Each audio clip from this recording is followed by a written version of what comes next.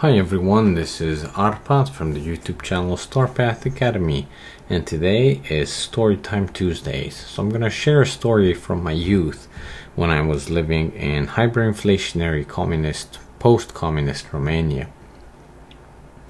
And the story I want to share is a memory basically that I have, one of my really fun memories from that time. With my father, basically us going down into the cellar of these old communist buildings, in one of which we had the apartment where we lived before we moved to the homestead, and after, and even during sometimes, depending on what time of the year was. So our apartment was in one of these big communist old buildings, and underneath these buildings there were basically bomb shelters. They're built during the Cold War era, and because they weren't really used as bomb shelters, people repurposed them as cellars, but it wasn't really built as cellars, and it was sort of this big space where massive amounts of people could, go down from the building. But all in all, the space wasn't that big, because it wasn't like living areas for a long time. It was maybe if in an area like a siren would go off, people could gather there, but it was as big as the building underneath. It was just, on top it would be 10 stories and 42 families, right? So you can imagine it wasn't that big for all the people. However, the way we repurposed it was that it got sectioned off, right? So it had corridors, and at the end of the corridors there were these bigger sections, and those bigger sections were sectioned off first with like chicken wire type of deal, but then it became more and more prominent. The walls became more and more heavier in between these sections, to the point where it was quite heavy, where it was like plywood and metal and bars and whatever, and doors and welded doors and everything, because these storage areas became more and more important for survival for the Romanian people, right, during hyperinflationary time in the cities, because that was pretty much their only storage area for them. Bomb shelters, repurposed bomb shelters. And I loved going down there. I absolutely loved it, because first you would go down to in the building, you would go down to the floor, right? And then there was this big metal door that was the outside of that was inside of the building, but it was the outermost door of the bomb shelter, which had like 3 locks. Usually it was the same key, I don't know, but it was like big bolts. And you would open that, and if the light would work, then you would have a light switch there for at least the common area downstairs. But usually that didn't work, or the electricity was flaky anyway. And so we had to take the candle, right? So there was a candle, a bigger candle with a candle holder, and we would go down with that. So we would walk down the stairs, right? And down the stairs there was this bigger area where there would be this electric panel on the wall, and from what I remember it was just 12 volts, and there were like wires hanging there, and people would try to connect their own little section to that area from the wires that they themselves have run on top of the walls. My father would fiddle with that a little bit to see if he can get it working, but usually the wires were stolen or cut or whatever, so he didn't bother too much. We would just walk from, there was basically 3 directions to go, and from one direction there are 2 more directions, so it ended up being 4 directions in the end, towards the 4 corners. And we would take one of the middle ones, and that would lead us into a corridor. It was more like, it felt like a little labyrinth. I loved it absolutely as a kid. And we would walk with the candle right and into the corridor, and then from that corridor 3 more directions to go towards, and the third one was sort of our corridor. And you would walk down that place, and towards the end of the corridor there's this second metal wall, which was just like sheet metal. It wasn't like that big heavy metal, but it was like just another sheet metal, I don't know, maybe quarter of an inch. So that wasn't like, it was pretty heavy. I'm just saying, not that bomb shelter type of door. It was custom made, I guess, from the people who had that corridor, one of which was my father. So we would open the padlock with the key, right, and we would go into that sort of locked off corridor. So now we were in the locked off corridor, where we would go further, and there were like, I believe, 3 or 4 places, and the second from the left was ours. And you could tell because the door was nicely made. And my father always, you know, he was a locksmith, so he could fix stuff. And the second door, there was another padlock. That was our door. That door was made by my father, or for my father. And the padlock was sort of shielded in a tube metal, so we'd not be able to cut it off with a bolt cutter, because the bolt cutter could not fit in. You would have to put your hand in and lock it out, unlock it that way, and pull it out, and undo the padlock, take it out that way. So it would be not easy to cut it off with the bolt cutter. So because that tube was on the door, right, and you would undo that. But then, sort of, if you would feel around the edges of the door, there were places where you could stick your fingers in, and you would put your 2 fingers in, and you would feel out a wire beneath sort of the door.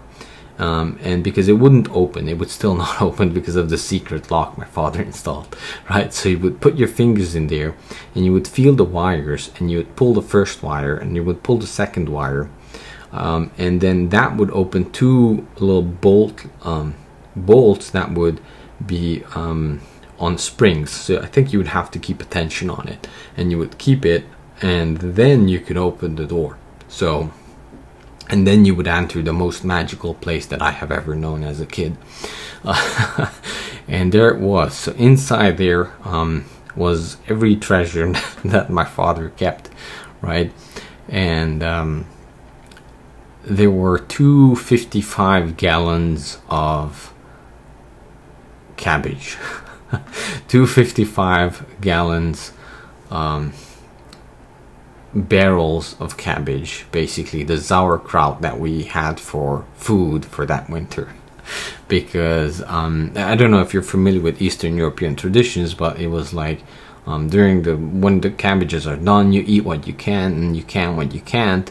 But then you would also make sauerkraut, or whole heads of cabbage you would ferment for the winter, and it's super healthy for your gut. So I'll post some links if you want to learn more about that. You can do it in small batches on countertops. We do it to this day, right? No problem. But there was it was a bigger deal with if you have barrels for of it, and it wasn't like, oh, we do it because of gut health, or we do it because, you know, it's something we like to eat. This was the stored food that we had, right? So this was a way of life for us. And there it was, you know, and we had to go down there during usually the winter time to start eating the cabbage. And it would be sitting under salt water, right? The whole heads of cabbage, right? And I'll tell you about that process, but there was some other stuff, fun stuff in there as well. So there was this a big shelf system that my father built, and on every shelf it was full of metals. Basically it was full of aluminum and copper, right? And that was his way of storing wealth through hyperinflation. Basically, as the currency was going to crap because of inflation, stuff was able to store its own value because it's the thing, it won't change anything, right? So a piece of aluminum will be a piece of aluminum in 5 years, in 10 years, it doesn't matter, right? Copper as well. So sure, it might have you know, some oxidation on there if it wasn't stored right, but it would be still copper, you know, you could use it. And since he was a locksmith first, and then he also had like a little lathe and everything, and from the factory he worked in, he was able to get metals, basically sort of semi-precious metals, if you want to put it that way, various copper rods and other stuff, like bigger pieces basically, that once they were used at the factory, right, whether it was from the foundry of the factory or from the machine shop of the factory, he would buy that up on the cheap, because the factories were going out of business and hyperinflation was kicking in, and he immediately realized that this was not gonna be a temporary thing. This is a whole systemic issue. So he did what he could, right? We didn't quite have access to precious metals or anything like that, but we did have access to this, right? And some other stuff as well that I've told you about. But that place was full of metals, basically. Mostly aluminum and copper, but you would have other stuff as well in there. And he would know, it was organized and was well put, and he would let me keep a little chest as well. I've worked and I did what I could, right? And I didn't store my money in, or whatever money I made, right? As a young person, following my father's footsteps, I would buy aluminum, right? And I would have this little metal chest that we would have pieces of aluminum from the foundry, and I always kind of fantasized that little chest was full of silver, me being into pirate stories and whatnot. So that chest was there as well, and his stash was there, and there were some other tools and machining tools and what have you, right, that he deemed that it would held its value, right, through hyperinflation. There were other foods there, right? There would be potatoes and some other stuff down there, but we had to be careful not to have too much food. You didn't want people seeing you, always coming back with a lot of food from there. So we kept the cabbage there, and people had cabbage down there, right, as well. So that wasn't like a big secret. And we would have that in buckets anyway, so we'd come back with buckets. So yeah, there was like some old books down there, I remember, like machining books, and they were like in zipper bags, or not quite zipper bags, but what have you, right? And stuff sealed in buckets, and quite interesting stuff. So I always like to just poke around there and find some stuff while my father was basically turning the water on the cabbage. So back to the cabbage. Turning the water on the cabbage meant that, this is an anaerobe fermentation. So basically you're fermenting the cabbage under salty water, like under a brine basically.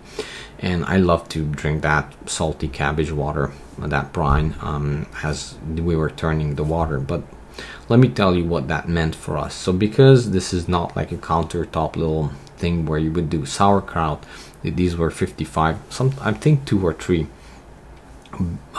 basically barrels of 55 gallons.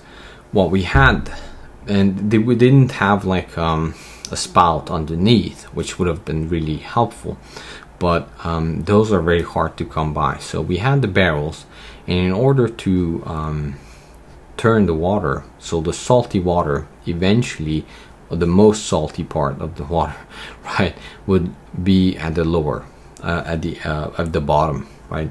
And you would have to kind of mix that up from time to time, because if not, the top of the solution would not be salty enough, basically. So the process was that you had the empty barrel, and you had this little plastic tube of food grade plastic pushed down into the barrel that would reach the bottom. It would, from the top, it would go down to the bottom, and that was just a tube, right?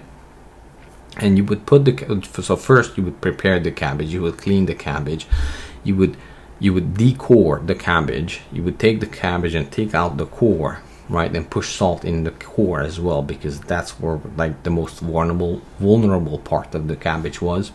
And you would put the cabbage sort of around this tube that went down in the middle, and then when you were done, you would put basically cleaned lumber, pieces of wood, on top of it, and you would stack it so no cabbage could come up, because you would want them to keep them underwater. So you would put the tube in, you would place the cabbage, then you would place the lumber, basically the pieces of almost like 2x4s. I think it was hardwood, but anyway, they were specially shaped, right? So you would put that, and then you would put at least 2 or 3 rocks on top of it, cleaned rocks, probably boiled water cleaned, and you would put that on top. So that would be weight on the wood that would eventually then push down the cabbage, and then you would put the brine on top, and you would pour that, and you would be fine for a while, right? But as you're eating the sauerkraut, right, the cabbage, you had to would turn the water,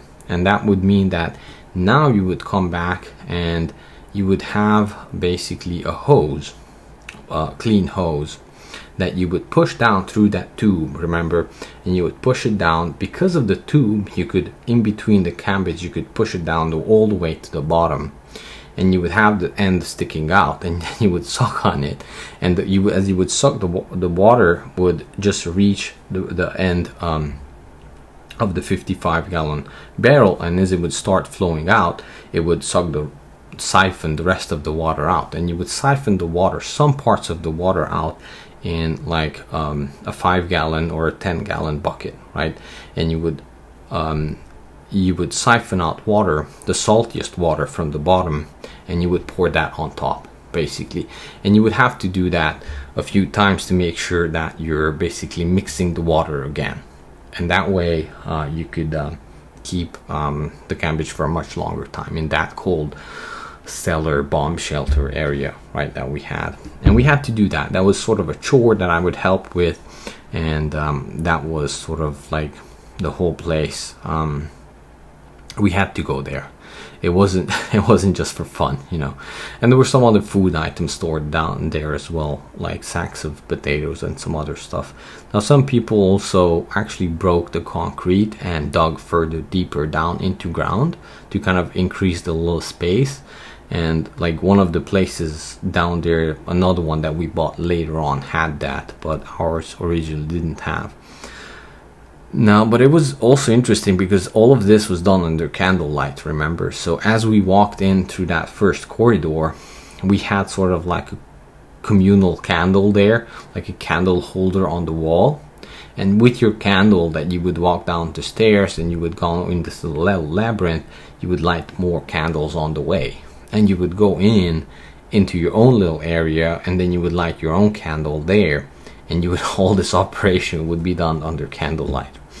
So and then you were done, right? And we had the best of talks with my dad over there. That's like where like the secrets were shared about like what he used to do when he was young or my age, you know. By the way, I recommend that if you have especially a young boy, if you want to connect more, just tell stories about yourself when you were his age. That's one of the best ways how you can connect with your children. So I just absolutely love that. Those are like my funnest memories, and I would learn there as well. Like we would talk about many things, whether that's like machining or whatever, because we had all those tools down there. And as we would walk back, right, we would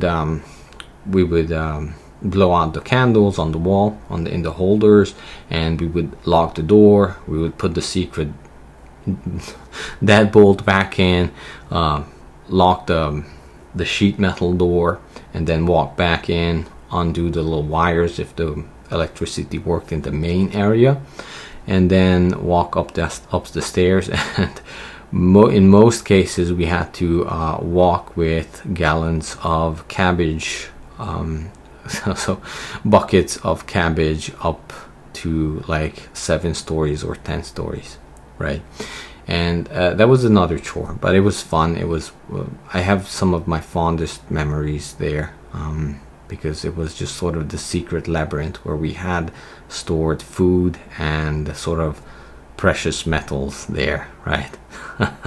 So anyway, I hope you enjoyed that story. I'm going to try to do more stories on Tuesdays, so if you're new to the channel, join, and I'll have a buymeacoffee.com link if you want to support this channel in the description.